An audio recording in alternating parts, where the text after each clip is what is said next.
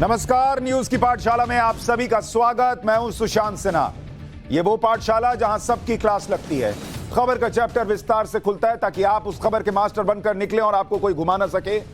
और ये न्यूज का इकलौता फैमिली शो है क्योंकि खबर उस अंदाज में है कि आपको क्या, आपके बच्चों को भी समझ में आएगी, पसंद आएगी। तो बिना वक्त गवाए अटेंडेंस और आज की पाठशाला।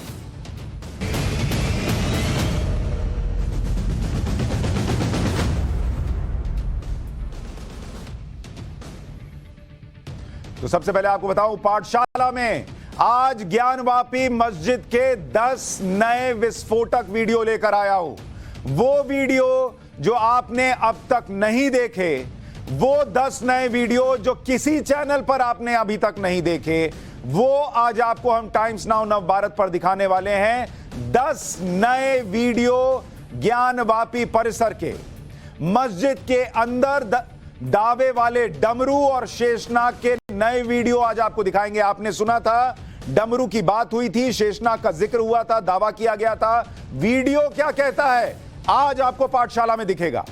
वो वीडियो जो कल नहीं देखे गए, आज पहली बार टीवी पर आप देखेंगे। जहां इमाम बैठते हैं मस्जिद में, वहां चादर के ऊपर क्या रखा है उसका वीडियो भी आपको दिखाऊंगा। गुंबद के फर्श की दरी हटाई तो उसमें क्या दिख गया, आपको वो वीडियो भी दिखाऊंगा। और नए वीडियो के बाद फव्वारा गैंग, मैं उनको फव्वारा गैंग बुलाता हूं क्योंकि वो फव्वारे में से एजेंडा फेंकते रहते हैं। उस फव्वारा गैंग की नई थ्योरी का टेस्ट भी करूंगा। इसके अलावा आज जरा पंजाब का जिक्र करूंगा। आज मूसेवाला जिंदा होता अगर, और उस अगर के आगे की लाइन आज आपको रिपोर्ट में बताऊंगा। लेकिन शुरू करते हैं पाठशाला, और सबसे पहले ज्ञानवापी मस्जिद के नए वीडियोज का चैप्टर।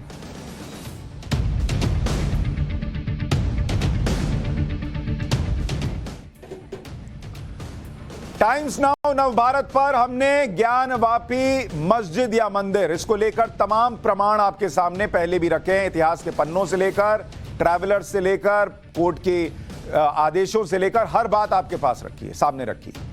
हमने ही सबसे पहले वो सबसे क्लियर वीडियो आपको दिखाया जिसमें शिवलिंग या फव्वारा, इसको लेकर लोगों के मन में जो डाउट है उसको लेकर स्पष्टता आ सके। और आज ज्ञानवापी में और क्या है क्या नहीं, इसको लेकर जो कल वीडियोस आपने नहीं देखे, आज पहली बार आपको दिखाने जा रहा हूं। 10 वीडियो दिखाऊंगा, 10, एक नहीं, दो नहीं, 10 वीडियो जो आपने अब तक नहीं देखे।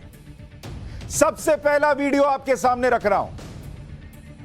मस्जिद के पहले गेट के पास, अगर आप इस वीडियो को यहां डालिए, गेट के पास उत्तर दिशा में अंदर एक ही दीवार पर 2 जगह दावा है कि डमरू और त्रिशूल दिख रहे हैं। और यही बात उस रिपोर्ट में भी लिखी थी। और अब मैं आपको जो तस्वीरें दिखा रहा हूं, इसको पॉज कीजिए, अब इसको पॉज कीजिए, इस वीडियो को पॉज कीजिए, और अब मैं आपको जो दिखाने जा रहा हूं, इस पर आप अपनी राय टाइम्स नाउ नवभारत पर भेज सकते हैं। यह आकृति, मैं इसके बाहर लाइन खींच रहा हूं, यह आकृति जो वहां पर उत्तर की दीवार पर नजर आ रही है, और इसे ही हिंदू पक्ष ने दावा किया कि यह डमरू है।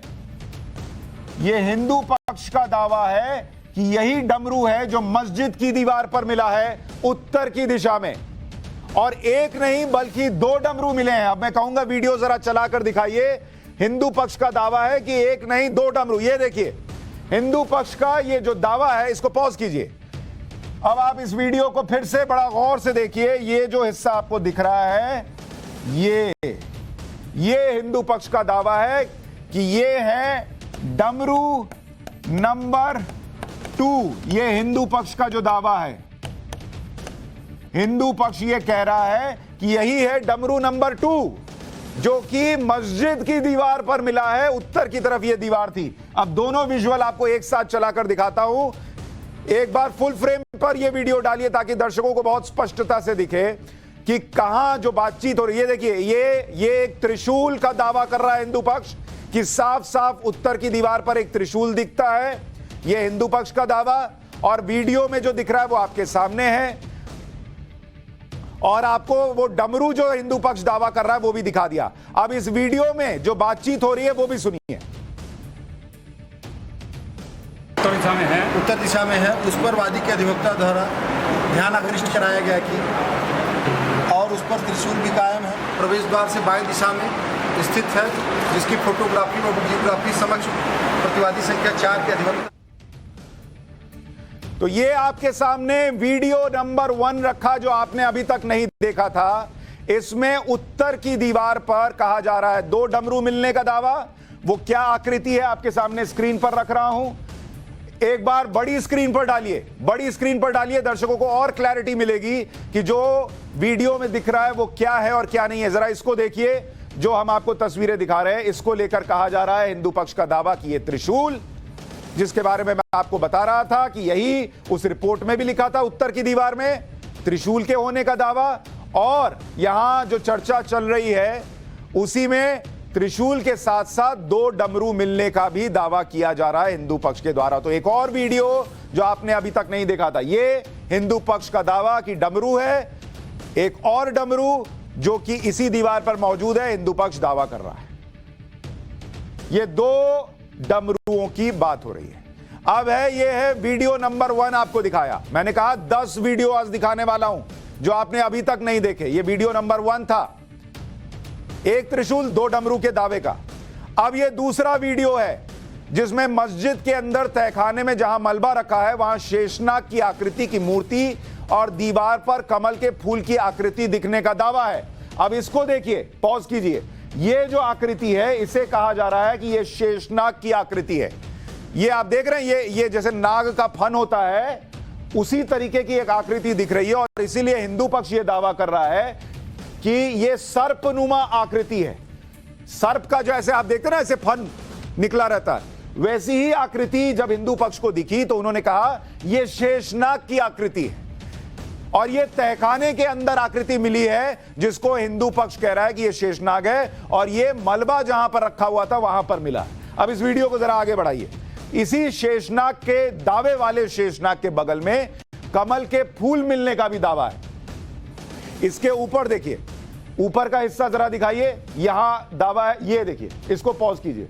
ये हिस्सा जो आप देख रहे हैं इसको हिंदू पक्ष दावा कर रहा है कि यही कमल के फूल है, और इसको अगर आप देखिए तो किसी को भी दावे में कोई बहुत अचरज नहीं दिखता। अब प्रश्न इस बात का है, बहुत ध्यान से सुनिएगा, प्रश्न इस बात का है कि हिंदू पक्ष कह रहा है ये कमल का फूल है, ये शेषनाग की आकृति है, उनका दावा है। लेकिन लोग ये भी पूछ रहे हैं कि जब कभी मस्जिद टूटी ही नहीं और वो एकदम सपाट जमीन पर बनी, मंदिर तोड़कर बनी ही नहीं, तो ये मलबा कहां से आ रहा है? ये किस चीज का मलबा है? अगर मस्जिद सपाट जमीन पर बनी हुई है तो ये मलबा जिसमें कोई आकृति दिख रही है, कोई शेषनाग की आकृति का दावा है, ये किस चीज का मलबा है? वहां क्या था अगर कभी कुछ टूटा ही नहीं और सिर्फ एक मस्जिद खड़ी करा दी गई? ये सोचिए, अपने आप में कितनी बड़ी बात है। आपको अब तीसरा वीडियो दिखाता हूं। मस्जिद के तहखाने के अंदर शिलाएं मिलने की बात है। हिंदू पक्ष का दावा है कि मंदिर के मलबे से ही ये दीवारें बनी हुई हैं और इसीलिए यहां पर शिलाएं मिली हैं। अब आप देखिए इस तस्वीर को, ये नहीं, आप जरा शिला वाली तस्वीर डालिए। ये आपको जो अलग अलग आकृतियां मिली हैं वो आपको दिखा रहा हूं। तीसरी तस्वीर जो मैं आपको दिखाना चाह रहा हूं कि जो तहखाने में आप गए, जो तहखाना है उसके अंदर बड़ी बड़ी शिलाएं मिल रही हैं, और उसको लेकर यह कहा जा रहा है कि भाई जब कोई मस्जिद टूटी नहीं, मस्जिद का कोई हिस्सा टूटा नहीं, मंदिर तोड़कर बनाया नहीं, तो ये बड़े बड़े शिला जो हैं वो किसके हैं? अच्छा, मैं आपको एक और दिखाता हूं जो चर्चा चल रही है। अच्छा, इसी पे डालिए। मस्जिद में मजार के पास जो तहखाना मलबे से पटा था उसमें दीवार पर स्वास्तिक मिलने का भी दावा है। अब जरा इस तस्वीर को दिखाइए। ये वो मलबा जो है भरा पड़ा है अंदर, और उस मलबे में यहां पर यह स्वास्तिक नुमा आकृति दिख रही है, हिंदू पक्ष का दावा है। अब प्रश्न इस बात का उठ रहा है कि मस्जिद के तहखाने में इतना मलबा है किस चीज का अगर कुछ तोड़ा नहीं गया, और अगर तोड़ा गया जिसमें कि कोई आकृति स्वास्तिक जैसी दिखती है तो वो क्या रहा होगा जिसमें स्वास्तिक रहा होगा?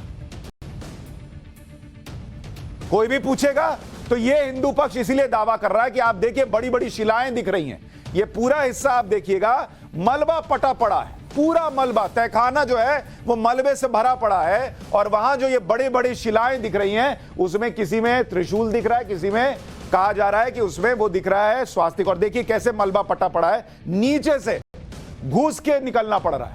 ये देखिए, ये वीडियो नंबर 4 आपको दिखा दिया। ये वीडियोस अभी तक आपने देखे नहीं है, पहली बार टाइम्स नाउ नव भारत पर आप देख रहे हैं। एकदम क्लियर स्पष्ट HD क्वालिटी के वीडियो दिखा रहा हूं, किसका क्या दावा है इन वीडियोस पर वो बता रहा हूं। फैसला कोर्ट को लेना है, ये सब जानते हैं। बड़े बड़े शिलाएं दिख रही हैं तहखाने में, कहां से आई भाई, किस चीज को? अच्छा, अब आपको वीडियो नंबर 5 दिखाता हूं और मस्जिद के अंदर लिए चलता हूं। मस्जिद में जहां इमाम के बैठने की जगह है उसके पास लगे स्विच बोर्ड के नीचे हिंदू पक्ष का दावा है कि उल्टे त्रिशूल की आकृति दिख रही है और अगल बगल पेंट किया हुआ है। अब आप इस तस्वीर को देखिए, इसी को हिंदू पक्ष दावा कर रहा है कि यह त्रिशूल नुमा आकृति दिख रही है। इसको पेंट करने की कोशिश की गई है हिंदू पक्ष के दावे के मुताबिक। और अगर आप इस वीडियो को चलाएंगे तो आपको दिखेगा कि इसके ठीक ऊपर स्विच बोर्ड है। आपने जरा इसको चलाइए, फिर ये देखिए, पॉज कीजिए, ये आपको स्विच बोर्ड दिखता है जो मस्जिद के अंदर है। इसी का जिक्र आपको याद होगा, कोर्ट कमिश्नर जब चर्चा कर रहे थे तो उन्होंने कहा था अपनी रिपोर्ट में कि मस्जिद में स्विच बोर्ड के नीचे हिंदू पक्ष ने दावा किया है कि त्रिशूल की आकृति मिली है। स्विच बोर्ड आपको दिख रहा है इस वीडियो में, और नीचे त्रिशूल नुमा आकृति जिसका दावा हिंदू पक्ष कर रहा है वो ये आकृति है। एक और वीडियो जो अभी तक आपने कहीं नहीं देखा और कई बड़े बड़े प्रश्न पूछता है कि क्या सच सामने नहीं आना चाहिए। जो सुप्रीम कोर्ट कह रहा था कि कोई एक्ट सच सामने आने से नहीं रोकता, और इसको आप देखिए, स्विच बोर्ड से जैसे नीचे देखेंगे ऐसा लगता है कि उस पर कई बार पेंट पोता गया है। इसको देखिए, एकदम गाढ़ा पेंट जैसा लगता है, और तब भी ये जो आकृति दिख रही है जिसको हिंदू पक्ष का दावा है कि त्रिशूल है, ये छिप नहीं पाई है, मोटी लेयर पेंट की है, मोटी। अब आपको अगला वीडियो दिखाता हूं, वीडियो नंबर 6। मस्जिद के एंट्री गेट से अंदर आने पर दीवार पर ज्ञानवापी मस्जिद का पोस्टर लगा है, उसके ठीक ऊपर उसी दीवार पर त्रिशूल मिलने का दावा। ये आप देख रहे हैं मस्जिद ज्ञानवापी, ये पोस्टर लगा हुआ है गेट से जैसे ही अंदर घुसिएगा, और यहीं पर आप देखेंगे ये गेट आपको दिख रहा है।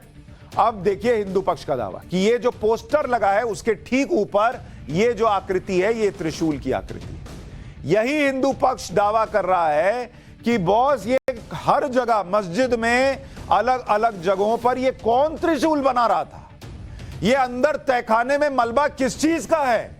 जब मस्जिद सपाट जमीन पर बनी, किसी मंदिर को तोड़कर नहीं बनी, तो मलबा किस चीज का है, उस मलबे में स्वास्तिक जैसी आकृति किस चीज की है, उसमें कमल के फूल किस चीज के हैं, उसमें शेषनाग जैसी आकृति किसकी है, बड़ी बड़ी शिलाएं कहां से आई। अरे घर में कोई शिला थोड़ी बनाता था। तो ये एक और तस्वीर, एक और वीडियो हमारे पास जिसमें मस्जिद का पोस्टर और उसके ऊपर हिंदू पक्ष का दावा बिल्कुल गेट से घुसते कि यहां भी त्रिशूल नुमा आकृति दिख रही है। आप देखिए, तय कर लीजिए। अब आपको वीडियो नंबर 7 दिखाता हूं। मस्जिद के मुख्य गुंबद के नीचे दीवार पर एक कैलेंडर टंगा है और कैलेंडर के नीचे स्वास्तिक के चिन्ह का दावा है हिंदू पक्ष का। अब आप इस तस्वीर को गौर से देखिए जो मैं आपको दिखाने जा रहा हूं। यहां आपको कैलेंडर दिख रहा है, यह कैलेंडर उठाया गया है, जब वीडियोग्राफी हो रही है तो इसको उठाया गया है, पंखा भी चल रहा है, चारों तरफ आपको कमरा दिख रहा है मस्जिद का, और वहीं पर यह हिंदू पक्ष का दावा है कि जब वो कैलेंडर उठाया तो नीचे स्वास्तिक का चिन्ह नजर आया। यह हिंदू पक्ष का दावा है और वीडियो में क्या दिख रहा है वो आपके सामने है।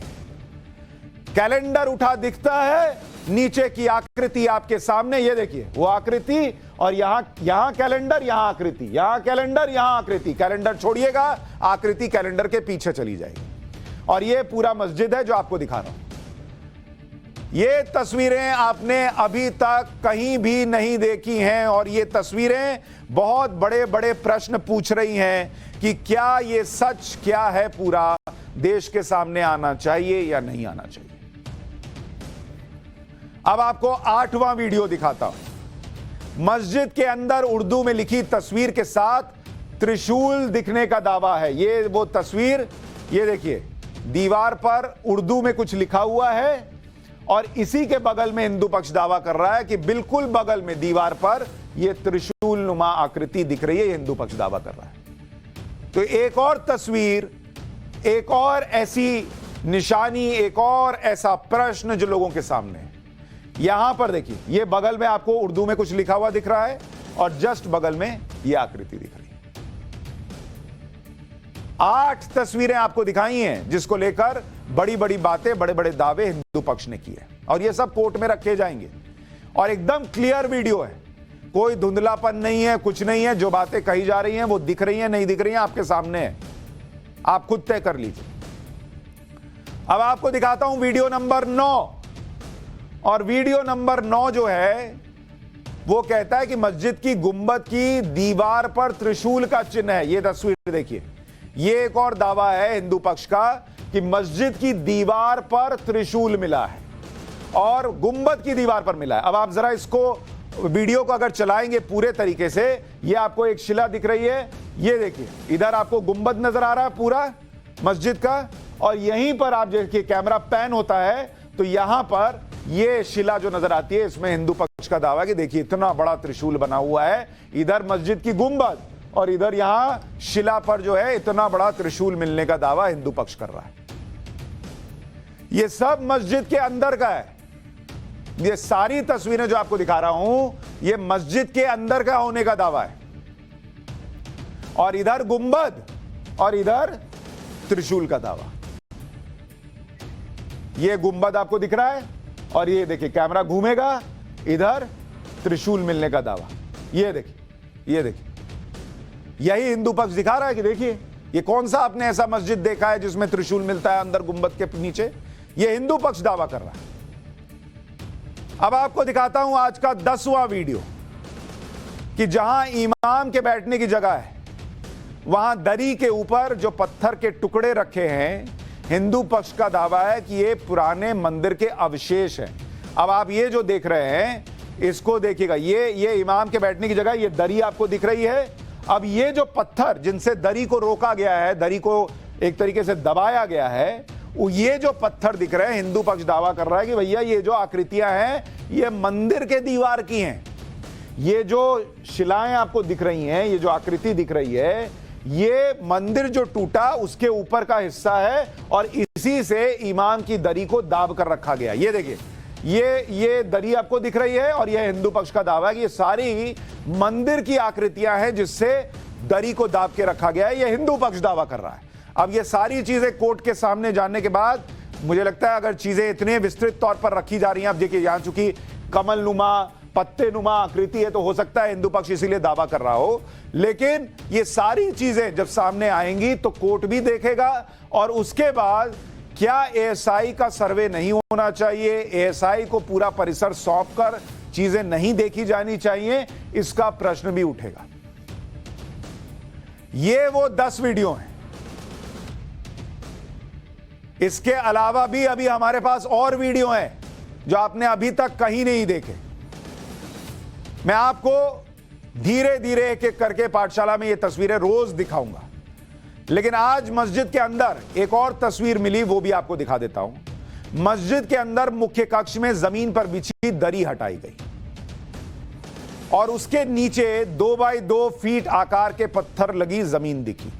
आपको याद होगा जब मैंने आपको सर्वे की जो रिपोर्ट आई थी बाहर, उसमें लिखा था कि यहां पर ऐसी आकृति मिली है और उसमें जब आप उसको ठोक रहे हैं, ठक ठक की आवाज आ रही है, इसकी जांच होनी चाहिए क्योंकि हिंदू पक्ष दावा कर रहा है कि नीचे और मलबा मिल सकता है। नीचे फर्श खोखला होने की बात कही गई थी। ये वो तस्वीरें जो दिख रही हैं, इसमें भी वो 2 बाई 2 की टाइलें दिख रही हैं। इसमें जो वकील खड़े हैं वो भी ऐसा लगता है कि पैर से ठोक ठोक के उसको चेक कर रहे हैं और आवाज ठक ठक की आ रही है। हालांकि जो मुस्लिम पक्ष है उसने ये कहा था कि हम खोखली जगह पर नीचे अगर कुछ खोखला हो तो वहां नमाज पढ़ ही नहीं सकते, ये तो ठीक नहीं है, ये तो स्ट्रांग है। लेकिन वहां वैसी आकृति दिखती है। एक और वीडियो जो हमें मिला और उसमें वहां ठोकने पर ठक ठक की आवाज सुनाई दे रही है। रिपोर्ट में लिखा था कि यह अतिरिक्त जांच का विषय है। अब वो जांच कोर्ट कराएगा या नहीं कराएगा, लेकिन ये 10 वीडियो अगर हम एक एक करके जल्दी से आपके सामने एक एक करके डालते जाएं, और अगर आप उन 10 वीडियो का समरी देखिए जो अभी आपको मैं दिखा रहा हूं और नजर आई हैं। ये देखिए, त्रिशूल मिलने का दावा जो उत्तरी दीवार पर मिला है, डमरू मिलने का दावा है जो कि उत्तरी दीवार पर मिला है, एक नहीं 2 डमरू मिलने का दावा है जो उत्तरी दीवार पर मिला है, मलबे के अंदर जो है कमल के फूल मिलने का दावा है जो कि तहखाने में मिला है, यह शेषनाग के मिलने का दावा है जो कि तहखाने के अंदर मिला है। लोगों का प्रश्न यह है कि यह मलबे के अंदर मलबा जो मिला तहखाने में उसके ऊपर स्वास्तिक के निशान हैं, और लोग प्रश्न ये पूछ रहे हैं कि जब इतना बड़ा बड़ा मलबा है किस चीज का, जब मस्जिद कुछ तोड़कर बनी ही नहीं तो ये मलबा किस चीज का है, और इस पर हिंदू धर्म के जुड़े हुए निशान कैसे मिल रहे हैं। तो स्वास्तिक मिलने का भी दावा है। जल्दी से अगला डालिए, एक बार समरी लोगों को हो जाए। स्विच बोर्ड के पास त्रिशूल मिलने का दावा है कि वहां ये स्विच बोर्ड, और हिंदू पक्ष का दावा कि इसके ठीक नीचे एक त्रिशूल जो है स्विच बोर्ड के वो मिलता है। ये हिंदू पक्ष का दावा कि ये देखिए यहां पर त्रिशूल है। एक और वीडियो दिखाइए जो आज हमने आपको दिखाया है कि स्विच बोर्ड के नीचे त्रिशूल, एंट्री गेट के पास त्रिशूल मिलने का दावा है कि यहां पर ज्ञानवापी मस्जिद नाम का एक बोर्ड लगा हुआ है गेट से घुसते ही, और उसके ठीक ऊपर देखिए वहां पर त्रिशूल मिला है। ये हिंदू पक्ष दावा कर रहा है, ये गेट, और यहां पर स्वास्तिक मिलने का दावा। ये स्वास्तिक कहां पर है? कैलेंडर के नीचे। ये देखिए वहां पर कैलेंडर आपको नजर आएगा, ये कैलेंडर, और उसके ठीक नीचे यहां पर स्वास्तिक का निशान मिलने का दावा है हिंदू पक्ष का। ये मस्जिद की दीवारें आपको नजर आ रही हैं। ये एक और तस्वीर आज हमने आपको दिखाई है कि उर्दू में कुछ लिखा है और उसके बगल में त्रिशूल मिलने का दावा है। एक और आपको त्रिशूल मिलने का जो दावा किया गया वो दिखाया कि गुंबद है और उसके ठीक बगल में त्रिशूल मिलने का दावा। ये देखिए, ये ऊपर शिला है जिस पर त्रिशूल मिलने का दावा है, और इसके ठीक बगल में जैसे ही कैमरा पैन होगा आपको यहां गुंबद नजर आएगा।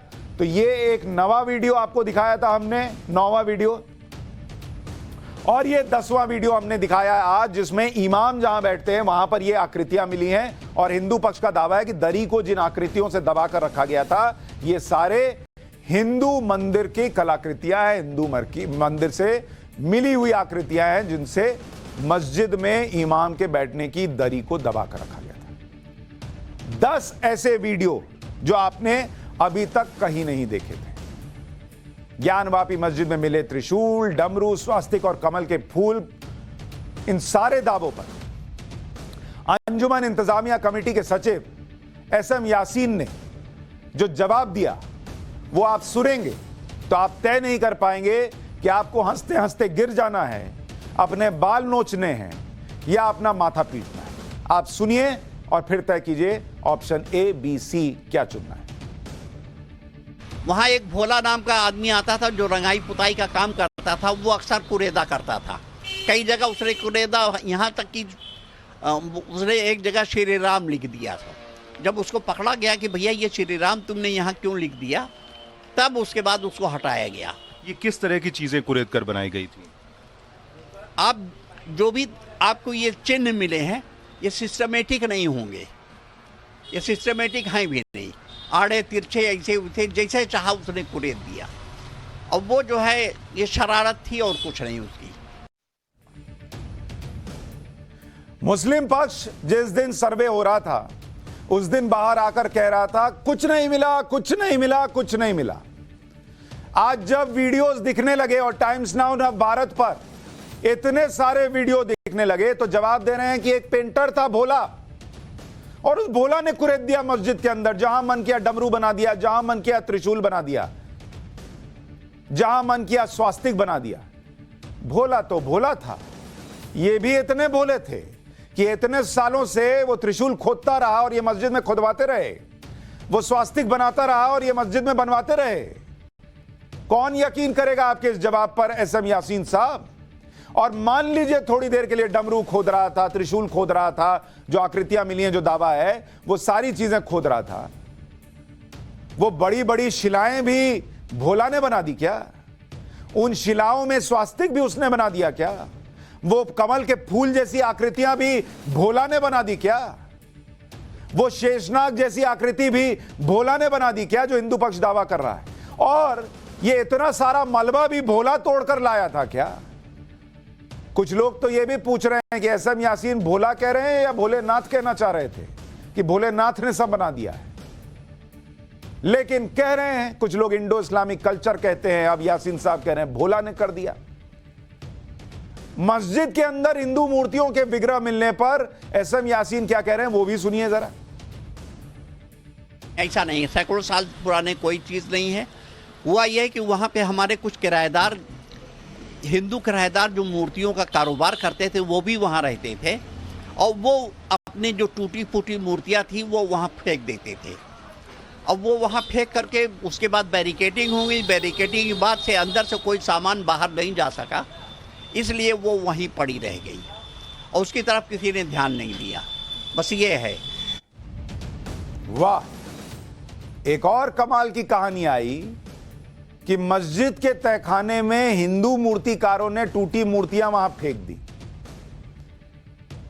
उन्होंने फेंक दी, इन्होंने कहा तुम फेंक दो। पूरा इस्लाम बुत परस्ती के खिलाफ, और वहां बुत पड़े हैं लेकिन किसी ने हटाया नहीं। कह रहे हैं बैरिकेडिंग लग गई इसलिए कोई सामान बाहर नहीं आ सका। बाहर नहीं आ सका तो जो हिंदू मूर्तिकार गए थे उनको ही दे देते उसी वक्त कि लेते जाओ, ये तो हमारे इस्लाम में कबूल नहीं है मूर्ति रखना। आज इनको ध्यान आ रहा कि हिंदू मूर्ति फेंक के चले गए मस्जिद के अंदर। वाह बॉस, ताली जोर से बजानी है कि धीरे, ये भी बता देते। ज्ञानवापी मस्जिद के वीडियो के आधार पर मैंने शाम 5 बजे के शो राष्ट्रवाद में मुस्लिम स्कॉलर अतीकुर रहमान से सवाल पूछे। मैंने पूछा कि आपको क्या लगता है मंदिर तोड़कर मस्जिद बनाई गई या नहीं? अतीकुर रहमान ने इस बात को मान लिया, टीवी पर कैटेगोरिकली मान लिया कि मंदिर तोड़कर ही मस्जिद बनाई गई है। सुनिए अतीकुर रहमान साहब, क्या आपको भी आंख बंद करके सोचने पर जो तारिक भाई कह रहे हैं वो मन में आता है कि हाँ यार यहां तो मंदिर ही था? सुशांत जी, आप भूल जाते हैं, अभी मैंने 4 मिनट पहले आपको क्या कहा था?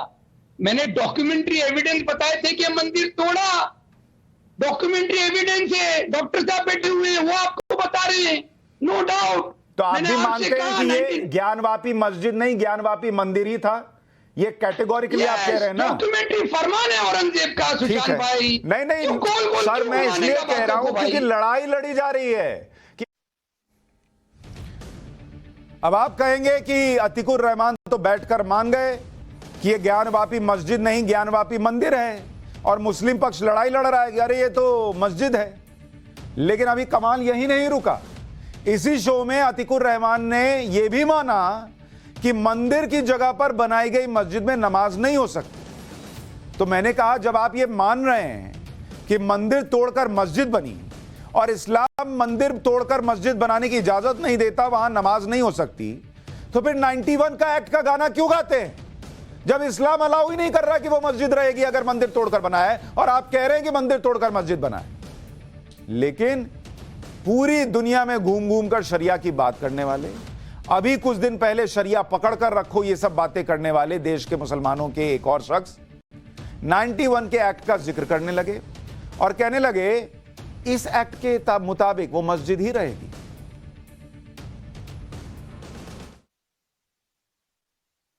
रहा हूं कि इस्लाम में मंदिर तोड़कर उसके ऊपर मस्जिद बन सकती है या नहीं, ये क्लैरिटी आपके पास क्या जानकारी, इतना बताते जाइए, समय खत्म हो रहा है। ना इस्लाम में और ना जो हिंदुइज्म मैंने पढ़ा है कोई जगह नहीं है कब्जा करेगी जगह पे, ना नमाज हो सकती है ना पूजा हो सकती है, कोई बात नहीं हो सकती।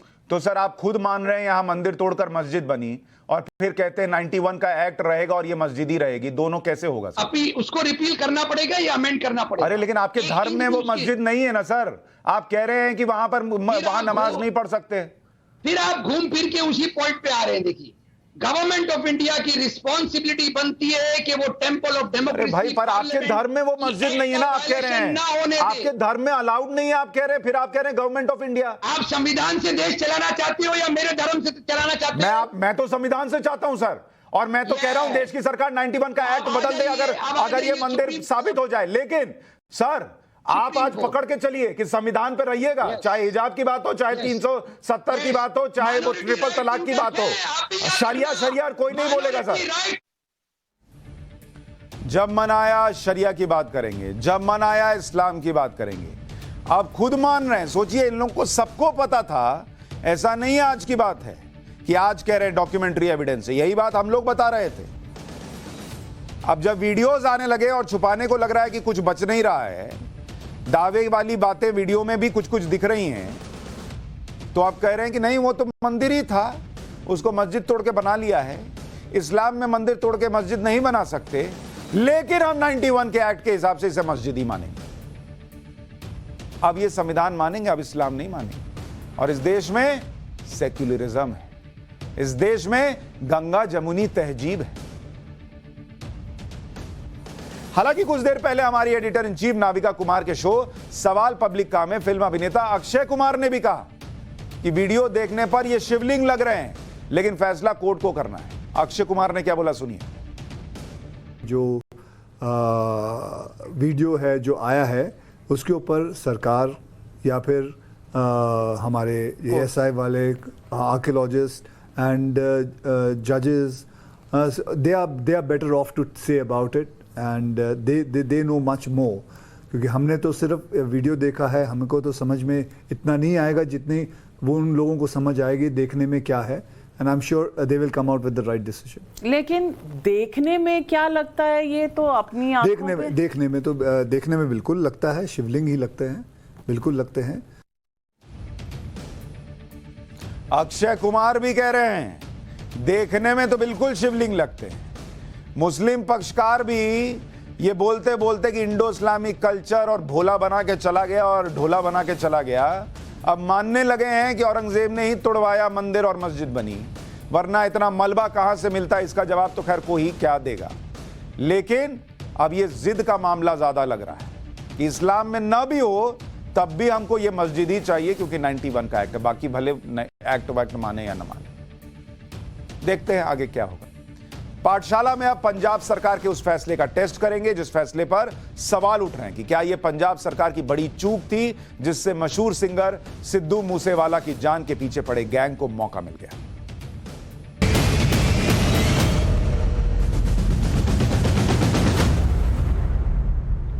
उनतीस मई की शाम को सिद्धू मूसेवाला की गोली मारकर हत्या कर दी गई।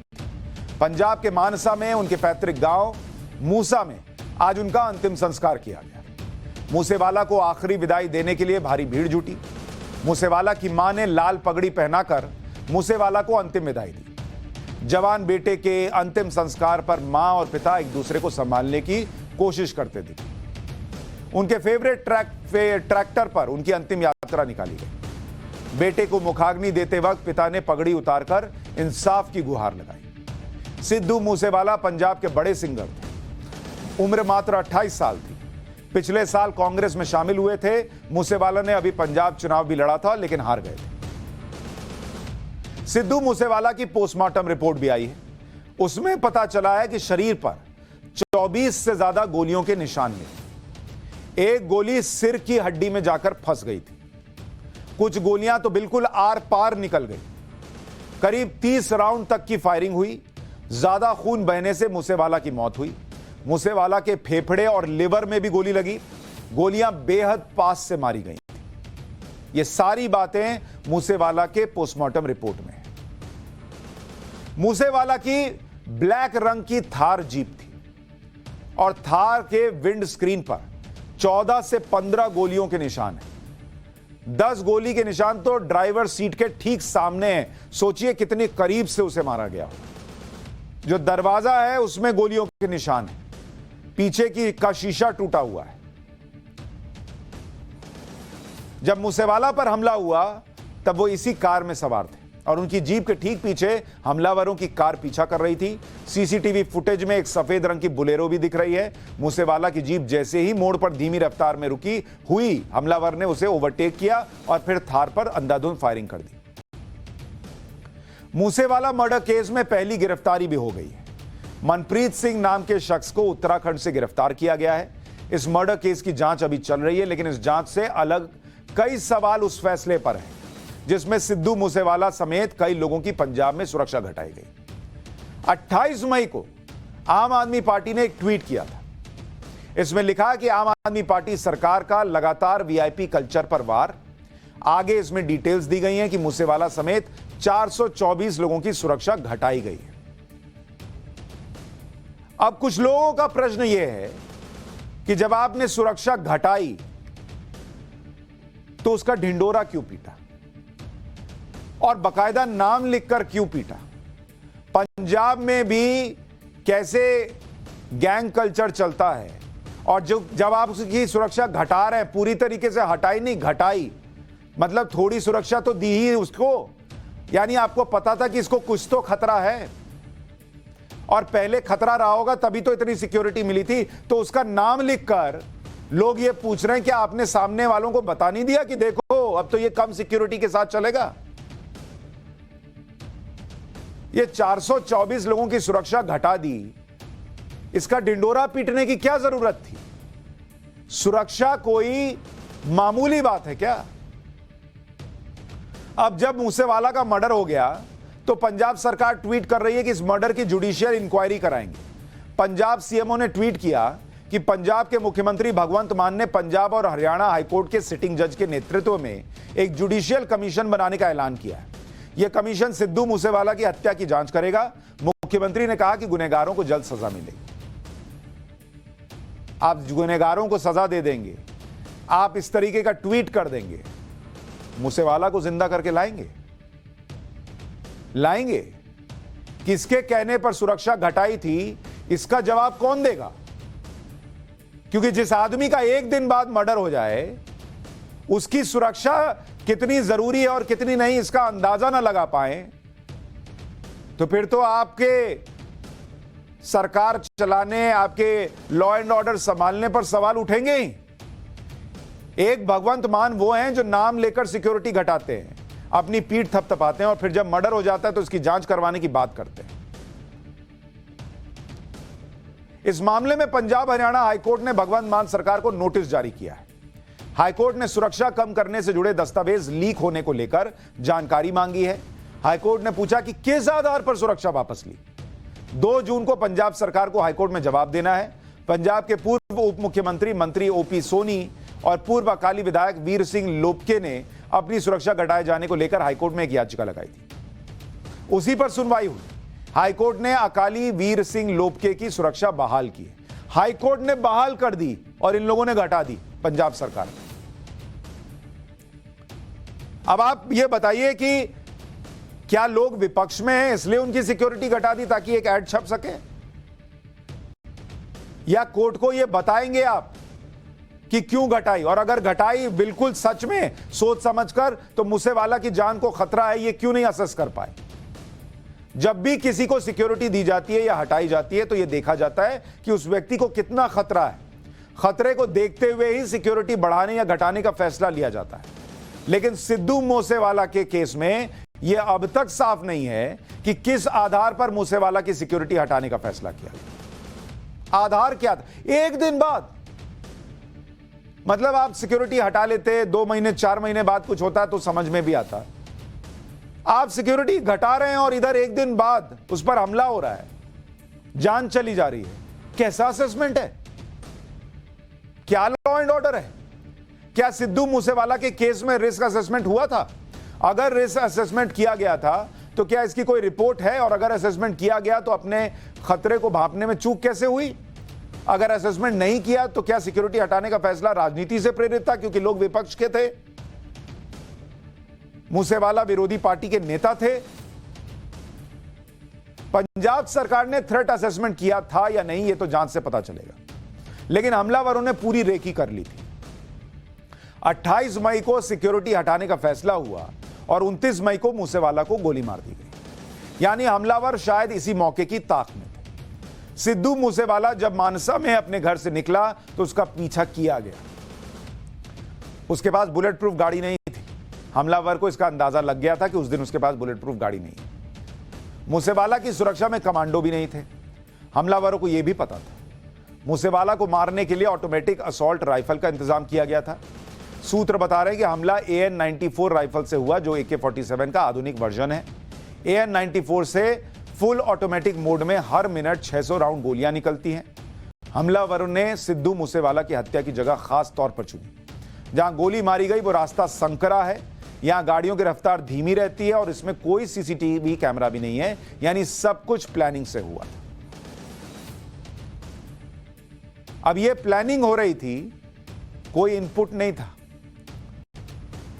सुरक्षा घटाने वालों के पास क्या? मूसेवाला की सिक्योरिटी घटाने पर भगवंत मान सरकार के फैसले का बचाव इस बात से किया जा रहा है कि सरकार ने उन्हें बुलेट प्रूफ गाड़ी भी दी थी। अरे भाई, जब बुलेट प्रूफ गाड़ी दी थी तो फिर रिव्यू करके सिक्योरिटी क्यों घटाई? जिस आदमी को बुलेट प्रूफ कार में चलना पड़ रहा हो, बुलेट प्रूफ का, हम आप चलते हैं बुलेट प्रूफ कार में? अच्छा, बहुत सारे लोग जिनको सिक्योरिटी मिली है वो भी बुलेट प्रूफ कार में नहीं चलते। तो जिस आदमी को बुलेट प्रूफ कार देने की सोच रहे हैं, उसकी सिक्योरिटी क्यों घटा रहे हैं? यहां यह भी ध्यान देना जरूरी है कि पंजाब वो राज्य है जहां पहले आतंकवाद की गिरफ्त में था वो, फिर वहां अलगाववादी ताकतें भी एक्टिव हुई। बॉर्डर स्टेट होने की वजह से पाकिस्तान से बड़ी गड़बड़ी होती है। इसके अलावा वहां गैंग्स एक्टिव हैं, गन कल्चर है। पंजाब में हर एक 1000 लोगों पर 13 बंदूक है और यहां देश की महज 2% आबादी रहती है, लेकिन देश की 10% से ज्यादा लाइसेंसी बंदूकें कहां हैं? वो पंजाब के अंदर है। पंजाब में पिछले 4 सालों में गैंगवॉर में बदले की भावना से 8 हत्याओं को अंजाम दिया जा चुका है। पंजाब की नई सरकार अब तक 3 बार VIP लोगों की सुरक्षा हटा चुकी है। यह पहला मामला नहीं था। अगर आप गौर करेंगे, पंजाब में इसके पहले कब कब VIP लोगों की सुरक्षा जो है वो घटाई गई। नई सरकार आने के बाद 23 अप्रैल 185 लोगों की सुरक्षा हटी, घटी या हटी? 185 लोग। इसमें पूर्व मंत्री, पूर्व विधायक, SGPC शिरोमणि गुरुद्वारा प्रबंधक कमेटी के सदस्य, पूर्व CM चन्नी सब शामिल थे। फिर 11 मई को 8 लोगों की सुरक्षा घटी। इसमें ज्यादा पूर्व मंत्री थे। और 26 मई को 424 लोगों की सुरक्षा घटाई गई। यानी अब तक 617 लोग हो चुके हैं जिनकी सुरक्षा पंजाब में घटाई गई। पंजाब सरकार 617 लोगों की सुरक्षा हटा चुकी, जिसमें सिद्धू मूसेवाला भी थे। अब 616 लोगों की लिस्ट है जिनकी सुरक्षा हटाई गई, घटाई गई। वो पूछ रहे पंजाब सरकार उन्हें कैसे सुरक्षित रखेगी? वो कैसे मान लें कि उनकी सुरक्षा का, उनके खतरे का असेसमेंट ठीक किया है या किया भी है या नहीं किया है? इसी साल जनवरी में पंजाब के फिरोजपुर में प्रधानमंत्री मोदी का काफिला एक फ्लाईओवर पर फंस गया था, याद है आपको? तब लोगों ने क्या कहा था? मजाक बनाए थे कि 15 मिनट काफिला रुक गया तो क्या हो गया, इसमें इतना हंगामा क्या है?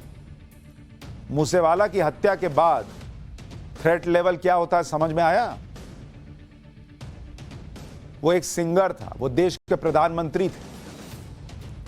15 मिनट फ्लाईओवर पर, इंडिया पाकिस्तान बॉर्डर के पास फ्लाईओवर पर प्रधानमंत्री का काफिला फंसा हुआ था और लोग मजाक बना रहे थे। वही कुछ लोग, फव्वारा गैंग एंड ऑल। और जब प्रधानमंत्री ने लौटकर कहा था अपने CM से कह देना कि मैं जिंदा लौट आया, तो इसका भी मजाक बना रहे थे। अब आपको समझ में आ रहा है कि प्रधानमंत्री ने क्यों कहा था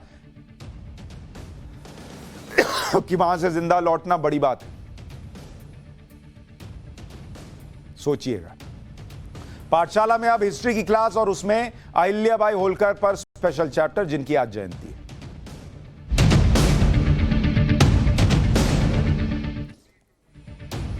मुस्लिम आक्रांताओं के हमलों में तोड़े गए प्राचीन मंदिरों के जीर्णोद्धार का जब भी जिक्र होता है तो उसमें अहिल्याबाई होलकर का नाम सबसे ऊपर आता है। भारत में 80% प्राचीन मंदिरों का जीर्णोद्धार अहिल्याबाई होलकर ने ही करवाया था।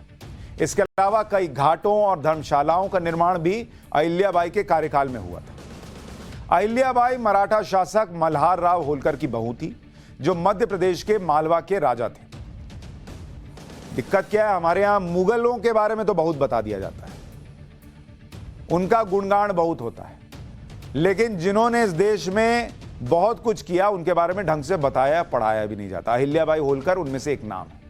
अहिल्याबाई होलकर ने 21 साल की उम्र में पति को खोया, फिर उनके ससुर मल्हार राव की भी मौत हो गई। इसके बाद अहिल्याबाई का बेटा सिंहासन पर बैठा, लेकिन उसकी भी मौत हो गई। तो शासन की जिम्मेदारी 35 साल की उम्र में अहिल्याबाई होलकर ने संभाल ली। 1767 में अहिल्याबाई होलकर ने मालवा की राजगद्दी संभाली और करीब 30 वर्षों तक शासन किया। इस शासन के दौरान अहिल्याबाई ने सबसे बड़ा काम किया कि वो हिंदू तीर्थ स्थानों के जीर्णोद्धार का काम करने लगी, जिसका सपना उनके ससुर मल्हार राव होलकर ने देखा था। आज 2022 में आप जिन मंदिरों के लिए चर्चा कर रहे हैं, वो उस जमाने में मंदिरों के जीर्णोद्धार का काम कर रही थी, जब वही सो कॉल्ड देश निर्माता मुगल जो हैं और उनके कई शासक मंदिर तोड़ तोड़ कर चले गए। अहिल्याबाई ने अपने शासन के दौरान केदारनाथ से काशी विश्वनाथ तक कई ज्योतिर्लिंगों का जीर्णोद्धार करवाया। काशी में बाबा विश्वनाथ, गुजरात में सोमनाथ, उत्तराखंड में केदारनाथ, बद्रीनाथ, मध्य प्रदेश के खांडवा में ओंकारेश्वर, नासिक में त्र्यंबकेश्वर, तमिलनाडु में रामेश्वरम, पुणे में भीमाशंकर, उज्जैन में महाकालेश्वर जैसे ज्योतिर्लिंग का जीर्णोद्धार अहिल्याबाई होलकर की देखरेख में हुआ। इसके अलावा पुष्कर, अयोध्या, मथुरा, गया और दक्षिण में केरल और तमिलनाडु तक महारानी अहिल्याबाई ने सैकड़ों मंदिरों का जीर्णोद्धार और बड़ी संख्या में कुंडों, घाटों और धर्मशालाओं का निर्माण करवाया था। लेकिन आप बच्चों से छोड़िए, आप अपने घर में लोगों से पूछिएगा कि क्या आप जानते हैं अहिल्याबाई होलकर के बारे में। 95%, 96% लोगों को उनके इतिहास के बारे में नहीं पता होगा। आज इसलिए बता रहा हूं, उनकी जयंती है। जानिए ऐसे लोगों को जिन्होंने इस देश में कितना बड़ा योगदान दिया है। औरंगजेब ने जब काशी विश्वनाथ मंदिर को तोड़ा था, तो उसके 108 साल बाद मंदिर का पुनर्निर्माण अहिल्याबाई होलकर ने करवाया था। 1777 में काशी विश्वनाथ मंदिर का पुनर्निर्माण शुरू हुआ। अहिल्याबाई होलकर ने गर्भगृह को फिर से बनवाया और वहां पर शिवलिंग की प्राण प्रतिष्ठा करवाई। मंदिर निर्माण में 3 साल लगे थे। अहिल्याबाई ने मंदिर बनवाने का संकल्प शिवरात्रि पर लिया था और शिवरात्रि को ही नया मंदिर खोला गया। इसके अलावा वाराणसी के प्रसिद्ध मणिकर्णिका घाट का जीर्णोद्धार भी अहिल्याबाई होलकर के आदेश पर ही हुआ। बाबा विश्वनाथ पर उनकी आस्था और उनके संकल्प को देखते हुए विश्वनाथ मंदिर कॉरिडोर में देवी अहिल्याबाई होलकर की एक मूर्ति भी लगाई गई। प्रधानमंत्री नरेंद्र मोदी ने 13 दिसंबर 2021 को कॉरिडोर के उद्घाटन के दौरान ही उनकी मूर्ति का अनावरण किया था। तो जब आप अंदर घुसेंगे मंदिर में, तो अहिल्याबाई होलकर की मूर्ति दाहिनी तरफ आती है। मैं गया हूं ना वहां पे, जब ये उद्घाटन होने वाला था तब मैं गया था काशी विश्वनाथ कॉरिडोर में। तो प्रधानमंत्री नरेंद्र मोदी ने अहिल्याबाई होलकर को याद किया कि इनका बड़ा योगदान है काशी विश्वनाथ के लिए और देश में मंदिरों के जीर्णोद्धार के लिए। 12वीं सदी से 17वीं सदी तक 3 बार तोड़े गए सोमनाथ मंदिर का जीर्णोद्धार भी देवी अहिल्याबाई होलकर ने ही कराया था। सन 1783 में अहिल्याबाई होलकर ने सोमनाथ मंदिर का पूरा कैंपस, मंदिर का शिखर और धर्मशालाओं का निर्माण कराया। सोमनाथ मंदिर के परिसर में अहिल्याबाई होलकर का मूर्ति भी सोमनाथ के मंदिर की हालत देखी। इस मंदिर का जीर्णोद्धार कराया। कितने हिंदुओं को पता है अहिल्याबाई होलकर के बारे में, सोचिएगा कभी। देवी अहिल्याबाई होलकर ने पश्चिम भारत में सोमनाथ मंदिर का जीर्णोद्धार कराया। उत्तर भारत उन्होंने केदारनाथ और बद्रीनाथ धाम का पुनर्निर्माण कराया। इन दोनों ज्योतिर्लिंग में धर्मशाला, रास्ते और कुंड बनवाए। इसके अलावा अहिल्याबाई की देखरेख में ही केदारेश्वर मंदिर और हरि मंदिर का भी निर्माण हुआ। पश्चिम भारत और उत्तर भारत में मंदिरों के पुनर्निर्माण के बाद अहिल्याबाई होलकर दक्षिण भारत में रामेश्वर मंदिर का भी जीर्णोद्धार कराया। उन्होंने रामेश्वरम ज्योतिर्लिंग की पूजा के लिए खासगी ट्रस्ट बनाया। इसके अलावा यहां धर्मशाला और हनुमान मंदिर की भी स्थापना की। बिहार के गया में भी अहिल्याबाई होलकर ने मंदिरों का पुनर्निर्माण कराया। 1787 में उन्होंने यहां विष्णुपद मंदिर का जीर्णोद्धार किया। वैष्णव मंदिरों में विष्णुपद मंदिर सबसे पवित्र माना जाता है। इस मंदिर में लगे पत्थरों को तराशने के लिए राजस्थान में से कारीगर मंगाए गए। पति, ससुर और बेटे की मौत के बाद देवी अहिल्याबाई होलकर ने अपना राज्य भगवान शिव को समर्पित कर दिया था। वो भगवान शिव की इतनी बड़ी भक्त थी कि राज्यादेश में वो अपना हस्ताक्षर नहीं करती थी, बल्कि हुजूर शंकर आदेश लिखा होता था। इतना ही नहीं, देवी अहिल्याबाई होलकर ने मालवा साम्राज्य में शिवलिंग अंकित सिक्का शुरू किया था, जो 1907 तक चलता रहा। ये वो सिक्का था जो आपको दिखा रहा हूं, इसमें भी आपको शिवलिंग दिख रहा है। तो ये वो इतिहास के पन्ने हैं जो आपको जानने चाहिए। कुछ पढ़ाकर, कुछ सिखाकर और दिमाग में डालकर लोग चले गए हैं, उसको यहां से रिफ्रेश करना जरूरी है। पाठशाला में आइएगा तो हो ही जाएगा। आज के लिए इतना ही, कल रात 8:55 पे मिलेंगे। नमस्कार।